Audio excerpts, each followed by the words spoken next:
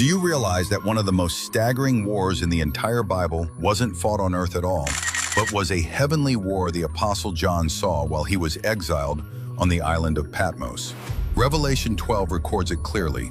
At that time, John had been banished to Patmos, surrounded only by rocks, waves, and cold wind. In people's eyes, he'd already been erased by history and power, destined to live out his days in quiet obscurity. But right there, in a place that looked like even God had forgotten it, heaven suddenly opened for him, and he was shown this. Humanity's real battlefield was never on the ground. He saw a woman clothed with the sun, with the moon under her feet, and a crown of 12 stars on her head. She cried out in agony because she was about to give birth to the child who would rule. Then a massive, fiery red dragon suddenly stormed into view. 7 heads, 10 horns, a crown on each head.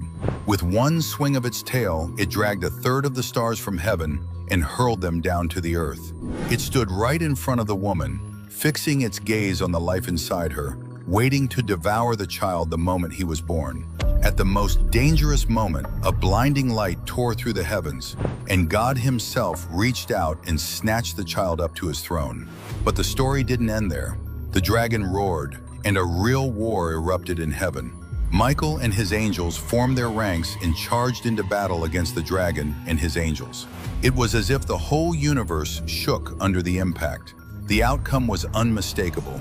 The enemy was utterly defeated, and together with his fallen angels, was hurled down to the earth. From that moment on, the dragon turned its fury toward the woman and the rest of her offspring, those who still choose to keep God's commands and hold tightly to the testimony of Jesus. So what John saw on Patmos was not some religious cartoon, but a naked reality. The war between light and darkness has long since begun, and you were never meant to be just a spectator. If you don't want to drift blindly on the side of darkness, write in the comments, "I choose to stand in the light," and share this video with someone who's struggling in confusion and fear, so they'll know, even if they're stuck on their own Patmos, heaven can still open for them.